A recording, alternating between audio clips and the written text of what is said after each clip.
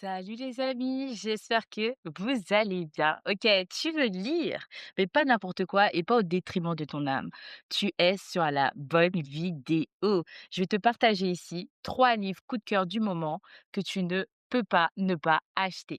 Mais avant, je t'invite à t'abonner à la chaîne. N'hésite pas à cliquer sur la petite cloche juste en bas. Bien sûr, mets toutes les vidéos s'il te plaît, ne mets pas personnalisées parce que tu verras juste rien. Et surtout, à la fin de la vidéo, je compte sur toi pour mettre un petit like de force parce que voilà, on est ensemble. Donc, faut partager un petit peu la semence, tu vois? Si tu me connais pas, je profite aussi pour me présenter. Moi, c'est Mady, chrétienne, maman et chantre et je te partage ici un peu, ce que j'ai appris en tant que chrétienne, mes expériences et non, je vais pas te bassiner en mode, «Tu vas pas à l'église, tu fais pas ci, tu fais pas ça, tu fais pas ça». Non, pas du tout. Au contraire, vois-moi tout simplement comme cette amie chrétienne qui t'accompagne dans ta marche spirituelle et personnelle avec Dieu. Donc, déjà, je vais te parler un petit peu de mon cursus de lecture parce que je pense que c'est important avant de te dire: «Faut acheter ça, faut acheter ci, faut acheter ça», tu vois? OK. Moi, de base, pour être très sincère avec toi, de base, je lisais pas les livres parce que tout simplement, j'avais aucune patience pour lire des livres. Très clairement, je viens d'une génération très digitale, très informatisée et je suis très à l'aise avec ça. Donc qui fait que, bah, voilà, les livres, non, en fait, tu vois?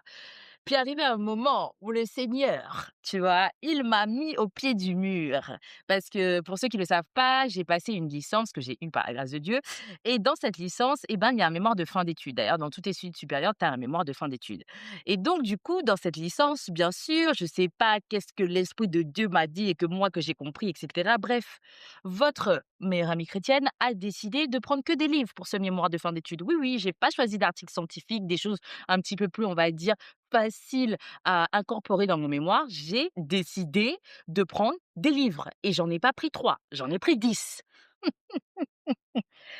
J'en ai pris 10. Voilà, j'en ai pris 10. Alors bien sûr, je te rassure, j'ai pas tout lu parce que tout simplement, c'est pas le but d'un mémoire de fin d'études. Il faut vraiment s'inspirer, se prendre un petit peu les paragraphes et cetera ou certains chapitres et cetera. Mais j'ai quand même pas mal lu et à ce moment donné de l'aventure, je me souviens, j'avais fait un snap pour dire: «Je me sens comme Guy de Maupassant», tu vois? Vraiment, on n'est pas très loin d'eux, on n'est pas très loin de Molière, on est vraiment ah ouais, vraiment ma surcharge de livres là, on est à le maximum et je me souviens cette période, elle était vraiment hardcore, enfin bref. Par la grâce de Dieu, tu vois, ça a été déjà mon premier déclic pour me dire: «Je dois lire».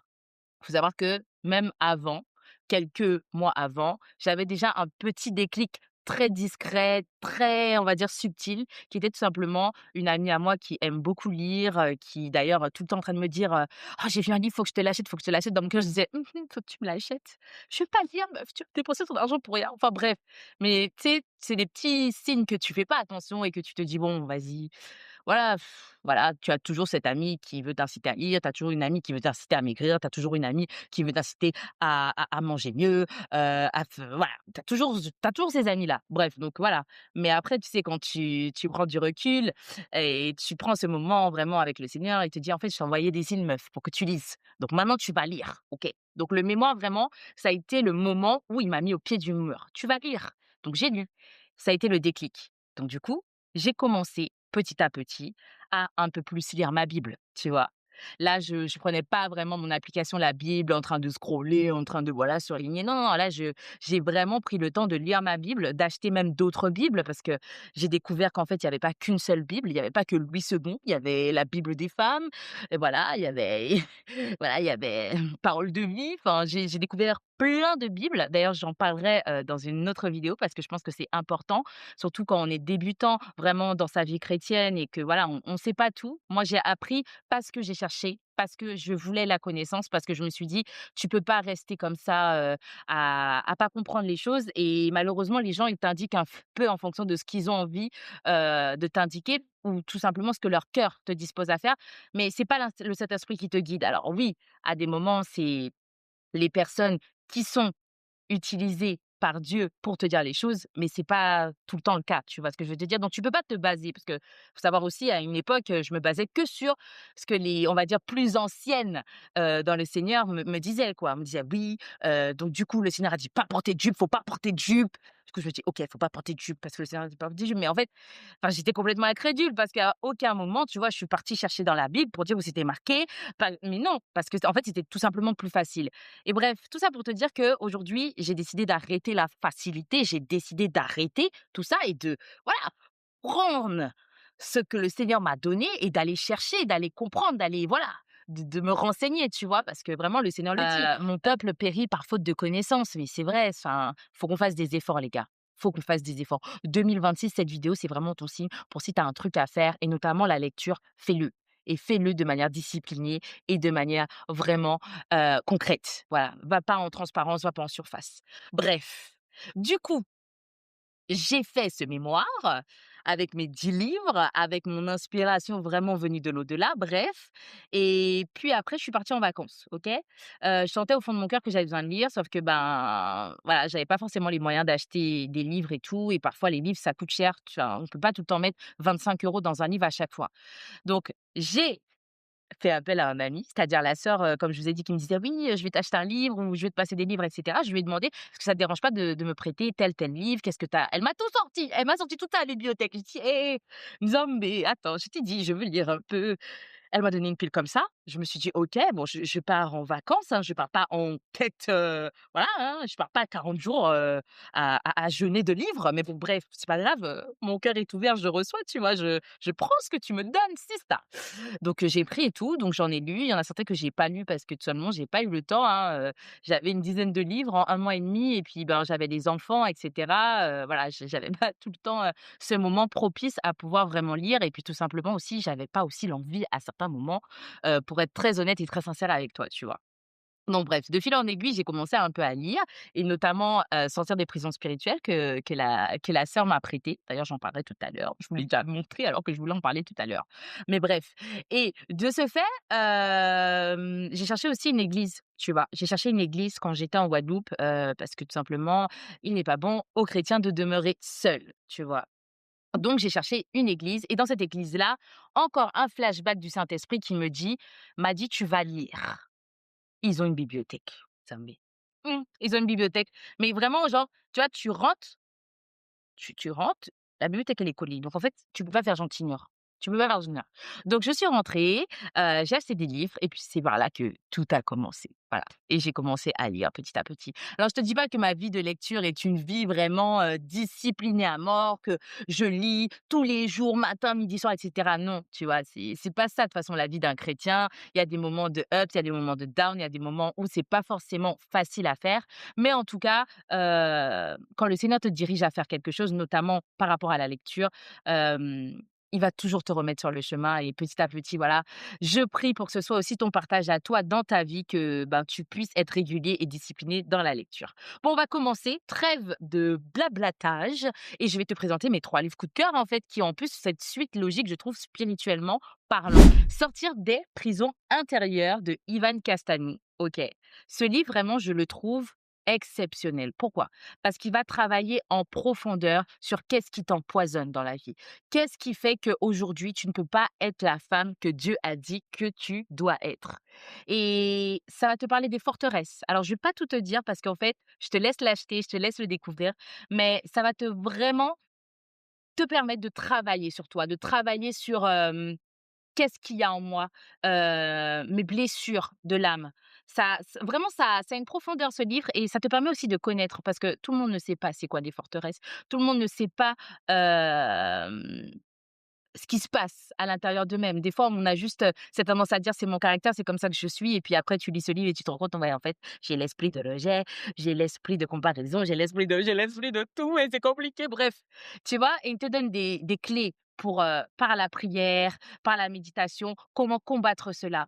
Il te parle aussi des liens intergénérationnels. Parfois, on a des forteresses qui ne sont même pas de nous-mêmes, mais qui sont de nos arrière-grands-parents. Comment les combattre? Comment les reconnaître? Et comment stopper ce cycle? Et j'aime beaucoup ce livre et je t'invite vraiment, vraiment à l'acheter parce que moi, il m'a vraiment, fortifiée. 2e livre, qui est un livre que j'ai découvert en Guadeloupe et d'ailleurs que j'ai acheté en Guadeloupe, du coup, dans la bibliothèque, qu'on ne pouvait pas rater, qui est Sister push, alors j'espère que tu le vois bien avec la réverbération de la lumière, c'est pas évident. C'est Sista Push et le titre, c'est «À la quête d'une nouvelle dimension» et c'est la femme du pasteur Mafoundou, donc c'est Cécilia Mafoundou qui l'a écrit et vraiment ce livre, ce n'est pas qu'un livre, tu vois? C'est vraiment un parchemin de vie spirituelle, tu vois? C'est-à-dire qu'elle t'aiguille sur, déjà ta vie spirituelle, elle te remet en place les bonnes pensées, tu vois? Et ce qui est bien, c'est parce que dans Sortir des prisons intérieures aussi, il te parle aussi des mauvaises pensées, des esprits, voilà, qui te murmurent à l'oreille que ce n'est pas la vérité, que c'est le diable. Ça t'apprend ça, en fait. C'est ce qui est bien. Ce livre-là t'apprend c'est quoi? Ce livre-là te fortifie dans les bonnes idées, tu vois? Donc ça fait du lien, c'est ce que je te disais et donc ça, c'est vraiment pas seulement un livre que tu vas pouvoir lire comme si tu lisais, voilà, un livre lambda. Non, c'est vraiment un chemin de vie où il y a des exercices à faire sur toi-même, sur, ton système de pensée, sur tes blessures, ce que tu dois changer. En fait, ça te met vraiment à nu avec toi-même et tu dois, en fait, changer à travers cela et tu dois, voilà, te poser les bonnes questions. Ça te force de toute façon, tu as pas le choix. Mais quand je te dis ça te force, c'est pas là en train de te mettre tout le couteau sous la gorge en mode: «Vas-y, dis-moi la vérité au nom de Jésus», hein, pas du tout, hein, pas du tout, pas du tout. Mais plus à te dire voilà, quelles sont tes faiblesses et cetera. Enfin là, je te dis ça comme ça, mais quelles sont tes faiblesses et cetera et à travers ça, les travailler à travers la prière. La prière et ça te donne les clés. Ça te donne surtout moi ce que j'avais besoin, c'est de comprendre les horaires de prière, OK? Parce que OK, les responsables, ils aiment trop nous dire: «Tu te lèves à 4 heures, commander le matin, machin». Ils te sortent le verset et puis il faut se lever et puis il faut prier et puis tu es là, tu es fatigué. Après moi, franchement, ça va parce que comme je travaille de nuit, je vous mens pas que je suis un petit peu un hibou nocturne donc vraiment des fois les 4 heures, ça me dérange pas du tout, au contraire. Je préfère ça que tourner un peu dans ma maison vu que, ben, voilà, il y a des nuits, où je suis en off et ben, je ne m'endors pas parce que j'ai l'habitude de ne pas dormir la nuit parce que je travaille. Mais j'avais besoin quand même de comprendre, pourquoi. Pourquoi là, il faut à minuit absolument? Pourquoi à 2 heures? Hormis le fait que les responsables en parlaient, des fois je me réveillais comme ça en sursaut, tu vois? Parce qu'il y a des nuits aussi où je dors complètement et des fois je me réveillais complètement en sursaut et je comprenais pas pourquoi. Je me dis: «Mais» et je sentais dans mon esprit: «Le Seigneur t'a réveillé, le Seigneur t'a réveillé». OK, il m'a réveillé, mais pourquoi il m'a réveillé? Je comprends pas. Donc du coup, moi je m'assois. Alors il y a beaucoup de moments, et ça aussi j'en parlerai dans vidéo. Il y a beaucoup de moments où j'ai dit: «Oh Seigneur, laisse-moi tranquille, laisse-moi tranquille». Et puis là, je m'en bats ces derniers mois, ces dernières années, je fais plus ça au nom de Jésus. Là, j'ai compris que c'est le Seigneur qui veut que je prie. Mais je ne savais pas, en fait, pourquoi je priais. Donc je priais: «Seigneur, protège-moi. Seigneur, merci pour m'avoir réveillé ce matin». Bon, tu vois? C'était carrément aléatoire. La vérité, c'était aléatoire, mais dans ma tête, je me dis: «J'ai fait le pas, le Seigneur a vu, j'ai prié, je me suis disposée, 2 heures, 3 heures, minuit, 1 heure du matin, bref, à partir du moment où j'ai regardé mon réveil, mes yeux ont fait que, paf, j'ai prié. Et ce livre-là te permet de comprendre qu'est-ce qui se passe dans le spirituel aux horaires où tu t'es réveillé. Et ça, vraiment, très peu de livres t'expliquent ça. Très peu de livres t'expliquent ça. Vraiment, tu sais pas, tu vois? Donc vraiment, je t'invite à l'acheter parce que vraiment, ce sera vraiment ton carnet de vie, je trouve et ton accompagnement spirituel au quotidien et ça va vraiment te permettre de travailler en profondeur en toi, de devenir une nouvelle femme ou un nouvel homme en Christ et ça va te permettre encore plus de comprendre les choses parce qu'on a besoin de connaissances. En 2026, on a besoin de connaissances parce qu'on est tellement proche de l'apocalypse qu'on peut pas se contenter de ce qu'on entend à l'église ou, ce que les gens disent sur les réseaux. Non, il faut qu'on se documente, il faut qu'on s'intéresse, il faut qu'on prenne le temps vraiment de aller chercher l'information. Oui, oui. Et on va parler maintenant du troisième livre qui est toujours du pasteur Ivan Castanou, La guerre spirituelle, les 7 armes de Dieu pour faire fuir le diable. OK. Tu vois ma petite règle là, c'est parce que j'ai pas encore fini le livre, mais je voulais trop t'en parler parce qu'en fait, ça fait une suite encore logique à sortir des prisons intérieures, puis après le fait de partir en quête d'une nouvelle dimension, puis après, voilà, les 7 armes pour faire fuir le diable. OK. Parce que tu as pris le premier livre qui t'a permis de comprendre ce qui se passe dans ton système de pensée, dans ton système d'action, dans toutes tes blessures de l'âme. Ensuite, tu étais en quête de ta nouvelle dimension. Donc, tu as commencé à réajuster ta manière de prier, de réajuster ta manière de penser, de commencer vraiment à grandir en Christ. Et puis ça commence à t'apprendre qu'est-ce que le Seigneur t'a donné comme arme pour combattre l'ennemi qui est le diable. Donc là, franchement, avec ces 3 livres, si tu sors pas vraiment un sista ou un brosa zélé, moi je comprends pas. C'est des livres, je trouve, qui sont très, très, très édifiants spirituellement, qui vont te permettre de nourrir ton âme d'une manière vraiment constructive. Et c'est pour ça que j'invite souvent, les frères et sœurs chrétiens à se documenter vraiment avec des livres que l'esprit guide. Ça, c'est important. Ne va pas acheter pour acheter et je pense vraiment que si tu es tombé sur ma vidéo, c'est pas acheter pour acheter, c'est acheter tout simplement parce que c'est ton signe. Comme je vous ai expliqué au début de la vidéo, le Seigneur m'a petit à petit envoyé plein de signes pour dire, m'a dit: «Faut que tu lises, faut que tu lises, tu vas lire et cetera machin». Puis après, petit à petit, m'a conduit vers des livres et cetera spécifiques. Mais c'est parce que c'est des livres spécifiques que le Seigneur voulait que je lise. Donc fais confiance à ton intuition, OK.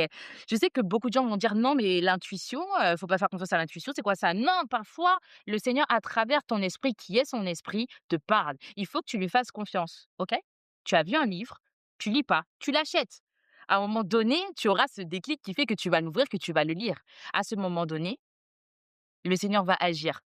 C'est un Dieu vraiment qui est lent et pas seulement à la colère. Il est lent dans toutes les choses que tu vas entreprendre dans ta vie exprès parce qu'il doit te façonner d'une telle manière à que quand tu vas commencer à faire ce que tu dois faire, tu vas être totalement dans cette dimension opérationnelle. Il veut pas que tu fasses les choses à moitié. Il veut pas que tu ouvres le livre et puis après tu le fermes, puis voilà. Non, il veut vraiment que tu l'ouvres et que tu le finisses et que, par la grâce de Dieu, peut-être que tu fasses une vidéo comme moi et tu parles vraiment de ce qui s'est passé dans ta vie après la lecture du livre et cetera. En tout cas, les amis, merci d'avoir écouté la vidéo jusqu'à la fin. J'espère vraiment qu'elle vous a plu, qu'elle vous a édifié, qu'elle vous a fortifié.